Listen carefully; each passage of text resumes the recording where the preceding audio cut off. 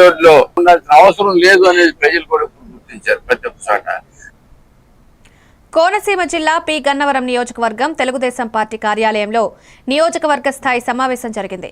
Telugu Desam party కో కన్వీనర్లు మోక ఆనంద సాగర్, దాసరి వీర వెంకట సత్యనారాయణ మాట్లాడుతూ గత 18 నెలలుగా జరిగిన అభివృద్ధిని మీడియాకి వెల్లడించారు. ఈ కార్యక్రమంలో నియోజకవర్గ స్థాయి కార్పొరేషన్ డైరెక్టర్ పదవి పొందిన వారు, జిల్లా స్థాయి పదవులు పొందిన వారు, రాష్ట్ర నాయకులు, మార్కెట్ కమిటీ చైర్మన్లు, నాయకులు, కార్యకర్తలు పాల్గొన్నారు.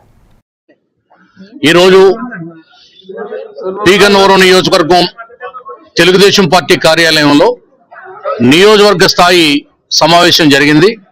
ఈ కార్యక్రమంలో గత 18 నెలలుగా రాష్ట్రంలో జరిగినటువంటి అభివృద్ధిని కార్యకర్తలకి, మీడియాకి తెలియజేయడం జరిగింది.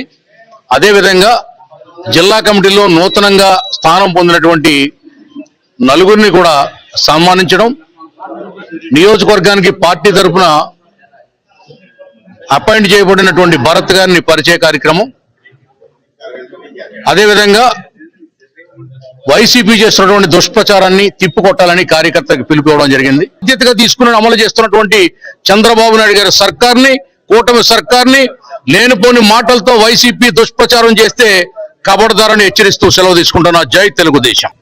మన నియోజకవర్గానికి ఒక ప్రతినిధిగా, ఒక ఎంప్లాయీగా అపాయింట్ అయినటువంటి భరత్ చౌదరి గారిని నాయకులకు, కార్యకర్తలకు పరిచయ కార్యక్రమం, అదేవిధంగా జిల్లా కమిటీలో పదవులు పొందినటువంటి వాళ్ళకి సన్మాన కార్యక్రమం చేయడం జరిగింది. అందరినీ కలుపుకుని కార్యక్రమాలు చేస్తూ ఈ పార్టీని ముందుకు తీసుకెళ్తాం.